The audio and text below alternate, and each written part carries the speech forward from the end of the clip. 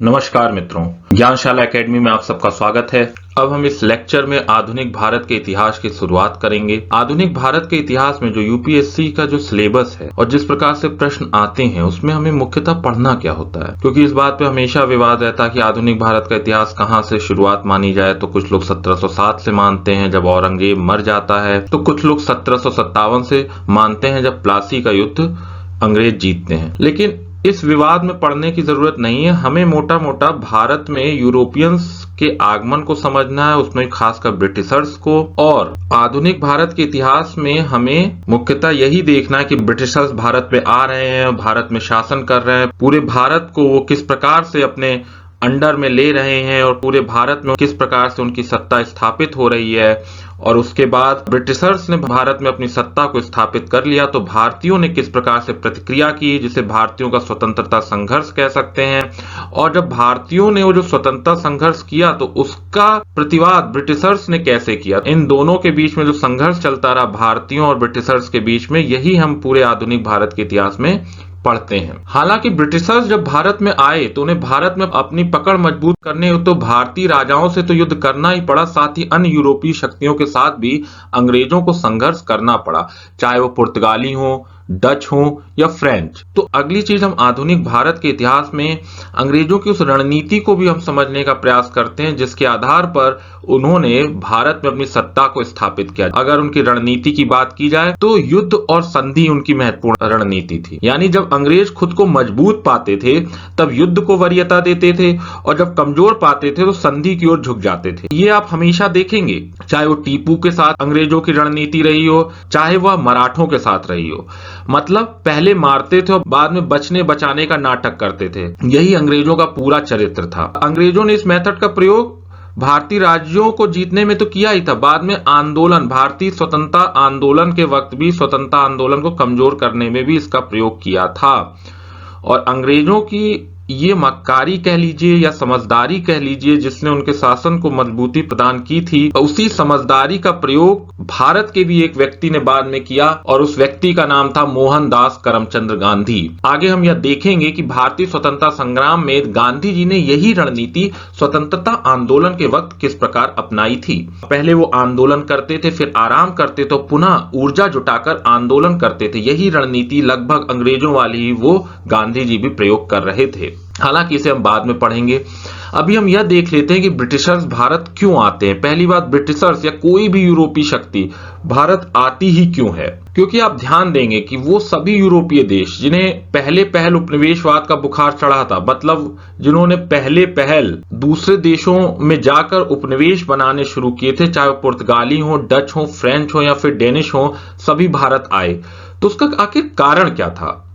तो उसका कारण बहुत ही आसान था। अगर एक लाइन में कहा जाए तो आप सभी जानते हैं भारत सोने की चिड़िया कहा जाता था। तो अब सवाल यह है कि ये क्यों सोने की चिड़िया कहा जाता था। वस्तुतः इस बात पे अभी हम आगे और विस्तार से चर्चा करेंगे, लेकिन इसी प्रश्न का जवाब देते हुए भारत एक खोज में देखिए नेहरू जी क्या कहते हैं। उस समय हिंदुस्तान का आर्थिक पस मंजर क्या था। हिंदुस्तान एक बहुत तरक्की याफ्ता मुल्क था जहां का बना माल बाहरी मुल्कों को निर्यात होता था। हिंदुस्तान का सर्राफा व्यापार सारे मुल्क में फैला हुआ था। बड़े कारोबारी घरों या सर्राफों की जारी की गई हुंडियां हर जगह मकबूल थीं, सारे हिंदुस्तान भर में भी और ईरान, काबुल, हेरात, ताशकंद और मध्य एशिया के दूसरे ममालिक में भी।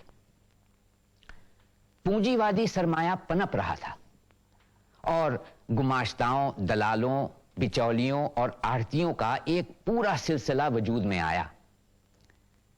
परदेसी जांबाज सयाह शुरू में हिंदुस्तान इसीलिए आए कि हिंदुस्तान का तैयार शुदा माल बहुत उम्दा माना जाता था और उसकी खूब सारी खपत भी थी। भारत की वो क्या स्थिति थी जिसकी वजह से भारत इतना महत्वपूर्ण केंद्र बन जाता है, आकर्षण का केंद्र बन जाता है अन्य यूरोपीय शक्तियों के लिए। पहला तो भारत पूर्व और पश्चिम के प्रमुख व्यापार मार्गों पर पाया जाता था। जैसा कि इस चित्र में हम देख रहे हैं कि भारत सिल्क रूट जो प्रसिद्ध व्यापारिक मार्ग था उस समय का, के बीच में पाया जा रहा है, देख रहे हैं। यही कारण है कि भारत पूर्व और पश्चिम के व्यापार का केंद्र बिंदु माना जाता था। यानी अगर चीन या दक्षिण पूर्व एशिया से भी व्यापार करना है तो भारत होकर ही जाना होगा। बहुत लोगों को ये मालूम नहीं होगा कि भारत में जो हमेशा से जो जो हमले होते रहे प्राचीन काल से ही, इवन मध्यकाल में भी, उसका सर्वाधिक महत्वपूर्ण कारण यही था कि प्रमुख जो व्यापारिक मार्ग थे उनके केंद्र में भारत था।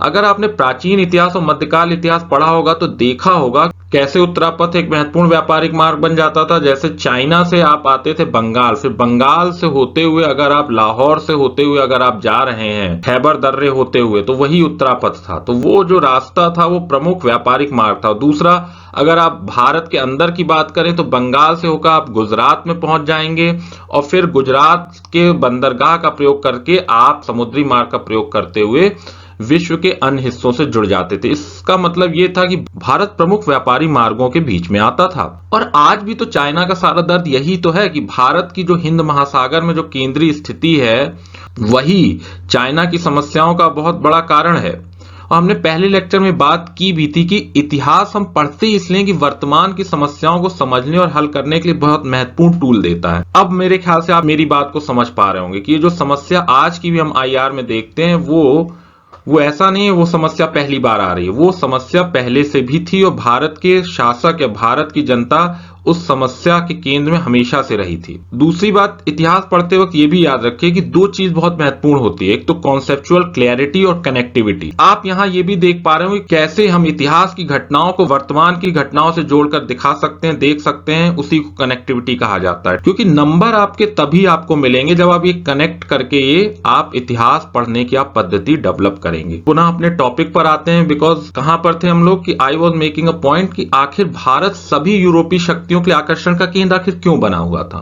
तो पहली बात हमने जानी कि भारत प्रमुख व्यापारिक मार्ग पर आता था। दूसरा प्रमुख कारण यह था कि भारत की जीडीपी उस समय बहुत बड़ी थी। माना यह जाता है कि 1 से 1000 एडी तक भारत दुनिया की सबसे बड़ी अर्थव्यवस्था थी। वहीं मध्यकाल आते आते यानी कि 15वीं 16वीं शताब्दी आते आते चीन के बाद दूसरी सबसे बड़ी अर्थव्यवस्था बन चुका था भारत, और वैश्विक जीडीपी का कुल 24% भारत की जीडीपी थी। यही नहीं, भारत दुनिया का सबसे बड़ा मैन्युफैक्चरर था। भारत के कपड़ों की विश्व भर में मांग थी। भारत के मसाले और जड़ी बूटियां दूसरा बहुत महत्वपूर्ण कारण था जिससे यूरोपीय शक्तियां या यूरोपीय देश भारत की ओर आकर्षित होते थे। क्यों?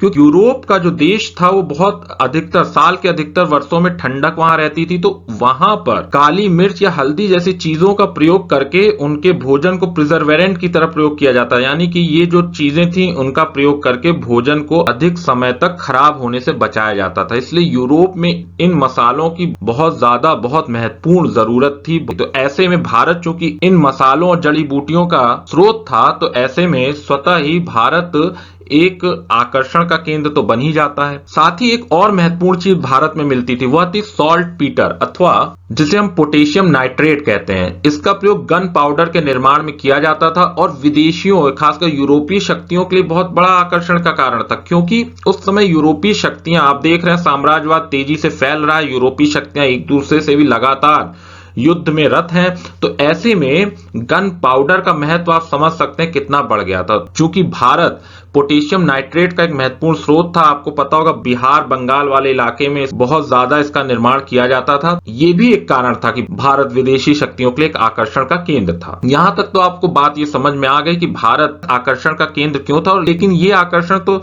लगभग हमेशा से बना रहा था। जो हमने बातें की कि व्यापारिक केंद्र में था, या फिर हमने ये जो बात की कि यहाँ मैन्युफैक्चरिंग, यहाँ पे जो सिल्क थे या फिर यहाँ पे मसाले थे, ये इनकी मांग तो हमेशा से यूरोपियों के लिए थी।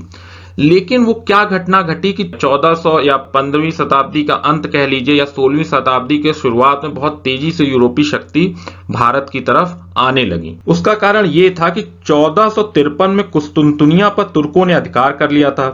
उसे यूं समझिए कि भारत से व्यापार करने के लिए पहले दो प्रमुख समुद्री मार्ग थे।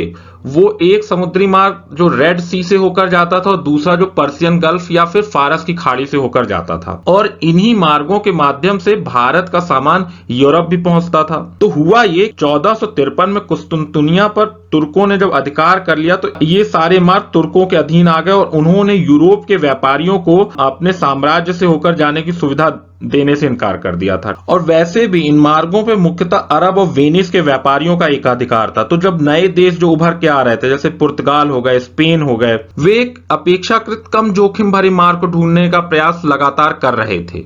और उसी समय जहाज रानी निर्माण और नौ परिवहन विज्ञान में बहुत ज्यादा प्रगति हुई। आपको पता होगा कुतुब नुमा दिशा सूचक का आविष्कार हुआ। उसी समय पुर्तगाल का एक बहुत बड़ा राजकुमार था जिसे द नेविगेटर बोला जाता था, प्रिंस हेनरी। उन्होंने अपने देश में बहुत सी भौगोलिक खोजों को करने के लिए लोगों को प्रोत्साहित किया। तो ऐसे में होता यह है कि बार्थलोमो डियाज नामक एक जो पुर्तगाली था, उसने 1487-88 के आसपास केप ऑफ गुड होप की खोज कर ली थी। क्योंकि आप ये समझिए कि ये अब ज्यादातर यूरोपीय शक्तियों के लिए ये जो पहले के दो रास्ते थे, पर्सियन गल्फ और रेड सी होकर, इनका बहुत ज्यादा महत्व रह नहीं गया था। तो बार्थलोमो डियाज ने 1487-88 में केप ऑफ गुड होप की खोज की थी। तो अब यही प्रमुख मार्ग बन गया इंडिया तक पहुंचने का, और इसी मार्ग का प्रयोग करके पहले पुर्तगाली ईस्ट इंडिया कंपनी आती है, उसके बाद डच, अंग्रेज, फ्रांसीसी, डेन, सारे जो कंपनीज आती हैं इसी मार्ग का प्रयोग करके आती हैं। तो इस तरह से हमने समझा